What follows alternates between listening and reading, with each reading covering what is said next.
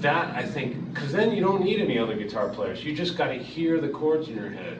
Not just outline them, okay, I know it's B minor here, so I have to use these notes. You got to actually hear B minor and hear going down to the fifth below that. You can't just do it all by letters and numbers. Yeah, you can't just go, just play arpeggios over each one. Yeah, well, that's a good exercise to do, to learn, because that's a lot of what I did in there, but that's a good technical exercise to do it, but you still have to hear the progression. Right. The more you hear it, the more you can like wing it and just kind of feel it and go up when you feel like going up and down when you feel like going down. Right. So so you actually so basically your knowledge of what's supposed to be there is your band effectively. Yeah. The more you know what's going on behind you, the more you can use that, and you won't feel like you're lost. You know what I mean? A lot of guys like, shit, I get lost all the time. The dude on the street, how do you remember all the notes that you're playing? It's just like, if it's a melody and you hear it, it's not something whether you remember to forget. Well, I guess that's why I think what you've hit on the nail. Maybe a good analogy would be that's why some guys are great in a three-piece band and others aren't, because like bass players just pedaling something really basic, they can actually solo in such a way that they make the listener imagine progressions that aren't there. I mean, theoretically, if you're a bass player, you're just thumping out E. Right. With the melodies that I play, I could impose whatever chord progression all over that. Right. Without an actual rhythm guitar player outlining those chords. Right. And then all you hear is E, but like with whatever I'm soloing in there, I could totally create the vibe of a chord progression. And that's so important that is like anybody's secret weapon who chooses to use it, because most guys don't do that. They'll just like learn a couple scales. But it's kind of like the like in the trust thing at the end, like instead of just wailing your knee, like you just play different, like you outline different. Oh, the very ending thing where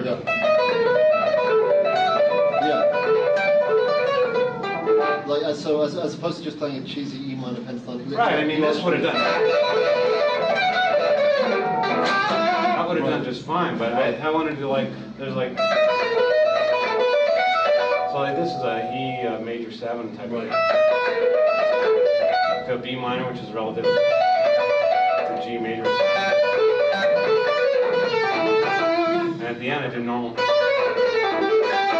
Totally normal thing, like I was saying before, winding up back in the safe territory. But it's all about that, like whenever, the more you get into the habit of following chords, it just comes out natural. So you don't want to wing it. So you'd say probably the best exercise to do what you just did is to do exactly what you just did, like imagine a simple chord sequence and then try and create a solo, imagining that chord sequence, so when you listen back to it you still hear the sequence. Absolutely. And another great thing to do that's kind of an opposite of that is just solo mindlessly on a tape, record it, and make a chord progression to follow that on top of that. So like I could just record it.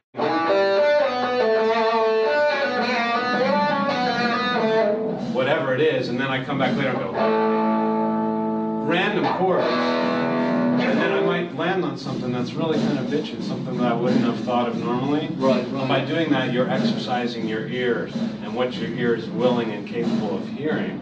Because most people, their ears aren't developed enough to like hear these really outside things. You know what I mean? It just sounds like noise to them. But once you develop an ear for that, and you can hear more depth in the note choices that you use, then you can really take your solos outside. But we may be getting really deep into that whole concept. But I mean, people say, how do you get these weird note choices all the time, and where do these notes come from? And we all have the same notes. The reason is because I've developed my ears by doing that, just soloing anything on a tape and doing random chords over it and finding things that I wouldn't have done just by knowing theory, things that I've fallen on by mistake, and then analyzing that and saying, oh, that's why that sounds that way, is because I followed this chord with that, and I did these two chords together over that note. You know what I mean?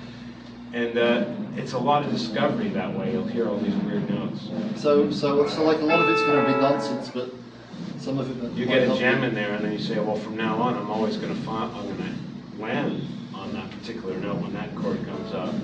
You know what I mean? That's how you hear. You develop your ears like that. Have you ever done the exact opposite, like just play some wacky chord sequence and then try? Absolutely. Try to solo over it. You know, some wacky chord sequence that wouldn't necessarily sound good. You know, and then just try to follow that. I mean, like, take another thing, you know, it's two chords, you know, like say maybe E and B flat, you know, typical kind of heavy metal pattern. nobody would think of following.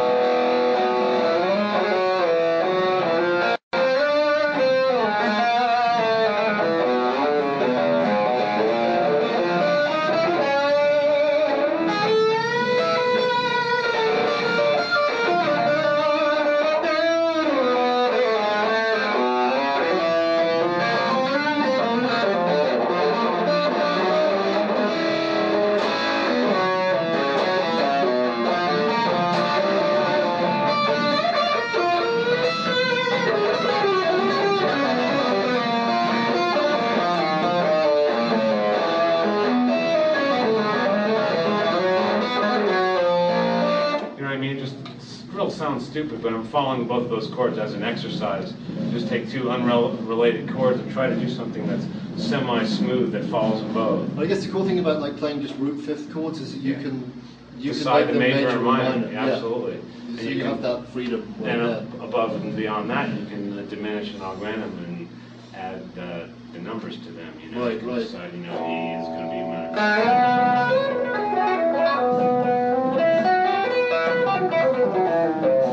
So you can go major to minor like that, and then you can totally.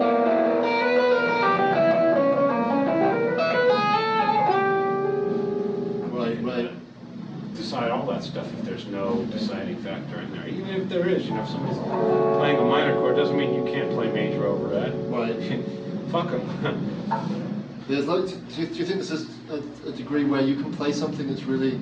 I remember years ago talking to George Lynch, and like George can go pretty far out.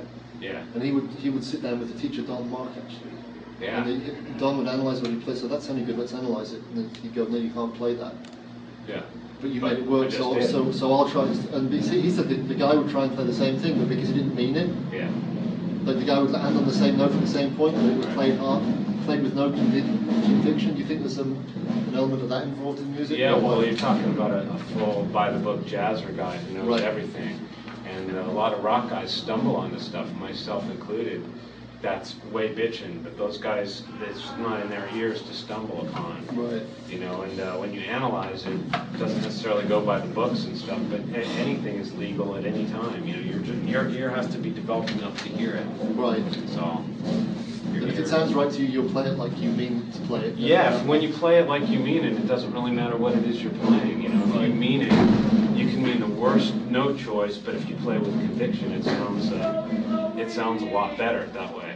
I remember sitting down with a guy years ago who actually would, like at some jazz seminar, actually, the guy was wax, but one of the best players I've ever seen. He'd like, find me the worst note I can finish a solo on over this chord. He'd find it, he'd finish the solo on it, It was and great. he'd make it like it was the only note you could finish on. Right.